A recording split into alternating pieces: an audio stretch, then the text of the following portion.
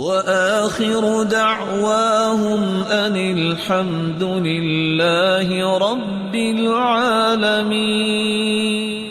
تکبیر کی دو قسمیں ہیں، تکبیر مطلق اور تکبیر مقید۔ تکبیر مطلق یہ ہے کہ جب چاند نظر آ جائے ذو الحجہ کا، اس وقت سے لے کر آپ 13 ذی الحجہ تک مغرب سے پہلے آپ تکبیریں پڑھتے رہیں۔ بعض عصر کا بھی کہہ دیتے ہیں، لیکن ہمیں دیکھنا ہے حدیث کیا کہتے ہیں۔ اور تکبیر مقید یہ ہے نمازوں کے بعد خصوصاً تکبیریں کہنا۔ رسول اکرم صلی اللہ علیہ وآلہ وسلم یہ 10 ذی الحجہ کے بعد نمازوں کے بعد بھی تکبیریں کہتے ہیں، اور مطلق تکبیر میں چونکہ نمازیں بھی ہیں اور عام حالت بھی ہیں، حدیث کے الفاظ ہیں جب یہ 10 دن شروع ہو جائیں، جب چاند نکل آئے فَأَكْثِرُوا فِيهِنَّ مِنَ التَّهْلِيلِ وَالتَّكْبِيرِ وَالتَّحْمِيدِ، تو کثرت سے لا الہ الا اللہ پڑھو، اللہ اکبر کہو، الحمدللہ کہو۔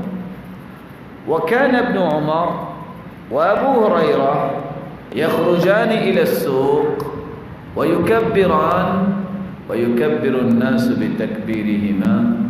ابو ہریرہ اور عبداللہ بن عمر صرف بازار جاتے ہی اس نیت سے تھے، خریدنا کچھ نہیں، بلند آواز سے تکبیریں کہیں۔ ان کی تکبیروں کو سن کے بازار والے بھی تکبیریں کہتے، اور بازار والے تکبیریں کتنی کہتے؟ حتی ترتج اسواق مینا، بازار جو مینا کے ہوتے ہوئے گونج اٹھتے۔ یہ تکبیروں کا سلسلہ جو ہے ان چاند نکل آئے تو اس وقت جاری ہو جانا چاہیے۔ آپ کیسے تکبیر کہیں؟ اللہ اکبر اللہ اکبر، لا الہ الا اللہ واللہ اکبر، اللہ اکبر وللہ الحمد، یہ سب سے آسان تکبیر۔ دوسرا طریقہ اللہ اکبر اللہ اکبر اللہ اکبر 3 مرتبہ، پہلے 2 مرتبہ لا الہ الا اللہ واللہ اکبر، اللہ اکبر وللہ الحمد۔ تیسرا طریقہ یہ ہے اللہ اکبر اللہ اکبر اللہ اکبر کبیرا، اللہ اکبر واجل، اللہ اکبر علی ما ہدانا۔